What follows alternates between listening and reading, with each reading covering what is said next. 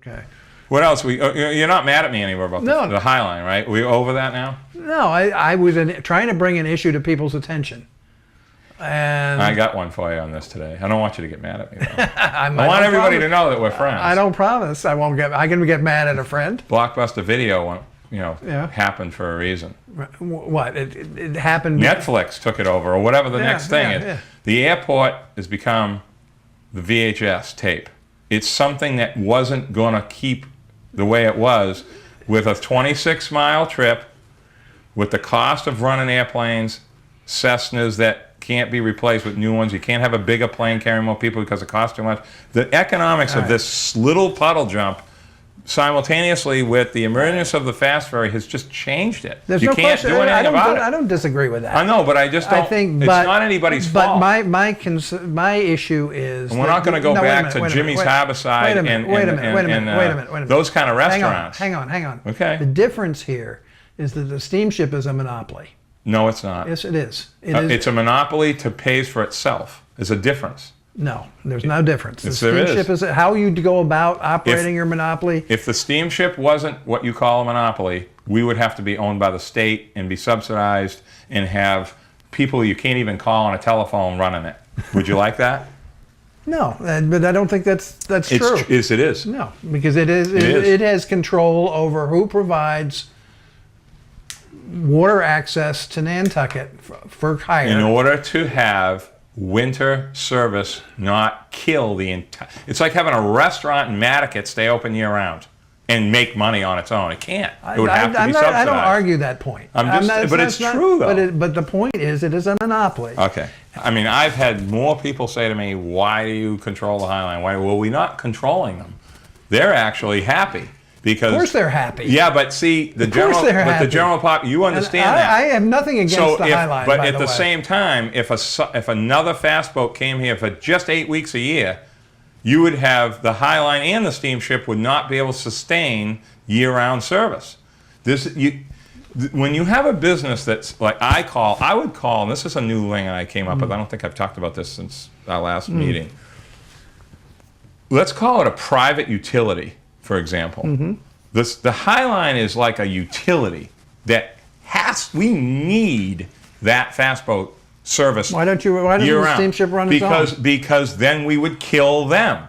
We're the steel boat. You're the monopoly. Dan, we're going to disagree. Okay. You're wrong. I'm not sorry, wrong. and I don't care if I'm on TV or not. You're wrong about that. We are the steel boat provider of year-round service. We are the seasonal skimmer, seasonal resident skimmer, whatever you want to call it, seasonal skimmer of the fast ferry system.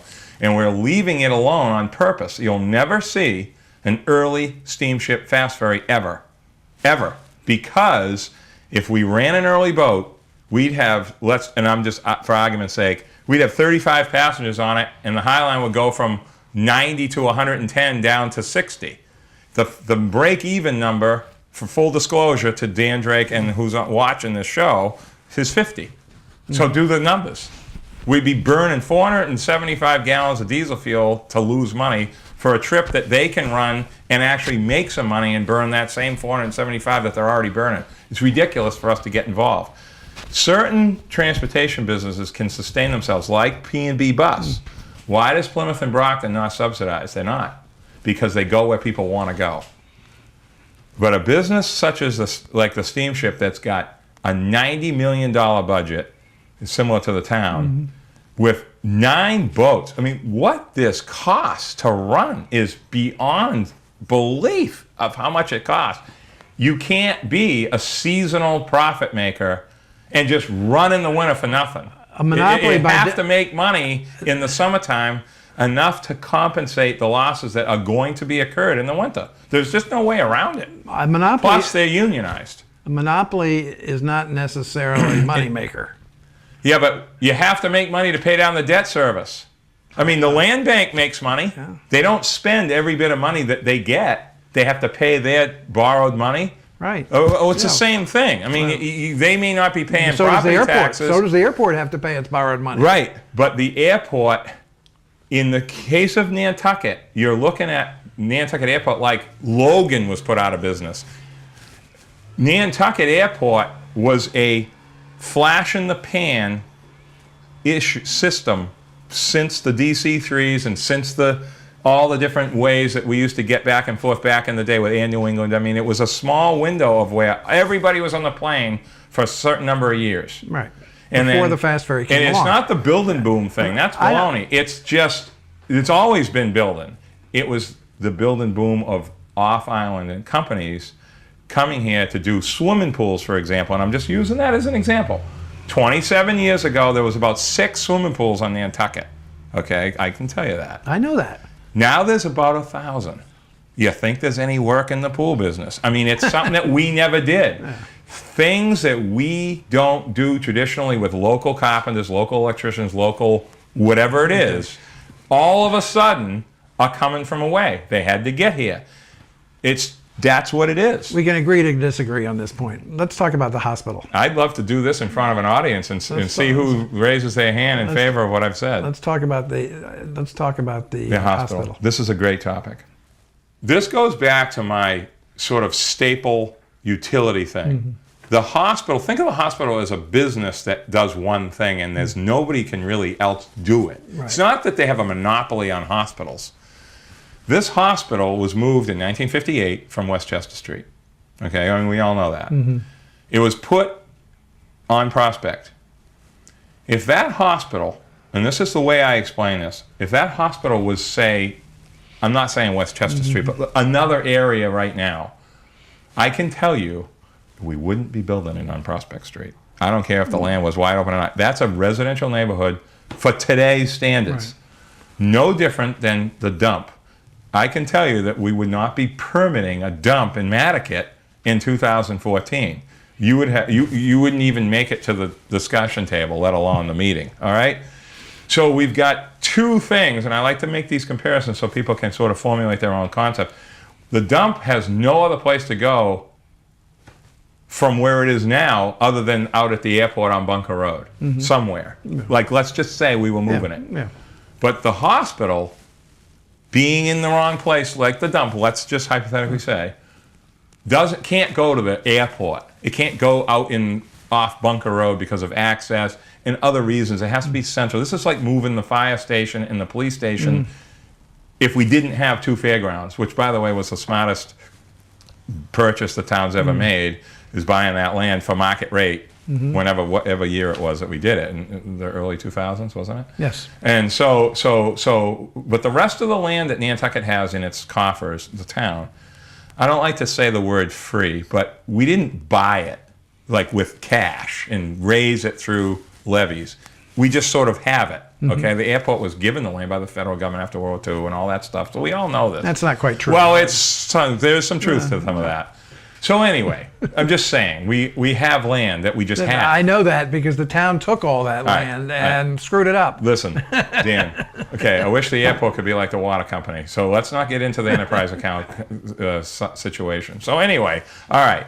So in my opinion, the hospital isn't broken like something that's outdated and can't even be fixed, like these kind of TV sets. Nobody's going to have those big fat television sets anymore. But there's going to be, this is the last time, this is a one-time, this is it. Like, this is something that isn't going to be duplicated in another 50 years. This is a one-time, whenever this happens, and it's, because it will. Yeah. I mean, I assume it's going to happen at some point. There'll be a new hospital. It's the last time we're going to have a new hospital. I mean, for 100, 200, for whatever. The end of time, the end of the erosion when Nantucket washes. Wes Tiffany, if he was still alive, he would say, well, this will be it because Nantucket's going to be gone. And he'd have the calculation. Remember Wes Tiffany? Oh, sure. So I wish he was around to talk about Baxter Road. But anyway, the thing is that it's a staple business, if you want to look at the hospital as business, because it is. I mean, it is a corporate thing. I mean, the guy that said that at the meeting was right. But it's on Nantucket.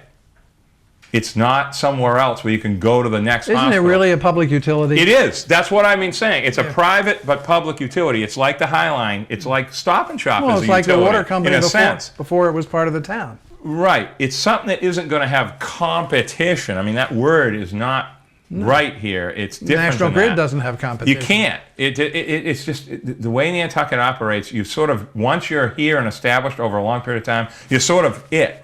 It's just isn't going to change. But there aren't any places where you have other distribution systems or other water systems. Every Well, town, they're in its own town, but here, I mean, well, it's not really. that isn't might any not different. be. The town's in the water business, by the way, because we got plenty of it. But anyway, that's our oil underground. But the hospital is. I mean, this is sort of new to everybody in the last few months. I mean, if this was being discussed a couple years ago in a more of a slower pace, Wyers Valley was vetted.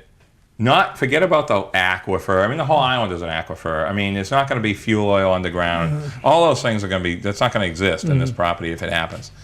It is not going to be an issue with that. That's crazy. It's just that gets said to just make somebody get nervous. There's not going to be fuel oil on this land. Those days are over.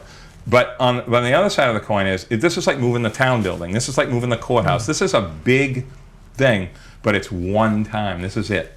If it happens, this is it. To flip the property on the same site, I guarantee you that if there was a plan to do that and it was actually going to be looked at seriously and taking land from the park, you would have a whole nother set of complaints from those residents that don't want that to happen either. Right. Can you give me a yes or no answer to one question? Yes. Do you think the town, if the decision is made to go to Wyers Valley for the hospital, do you think the town should get compensation for that land?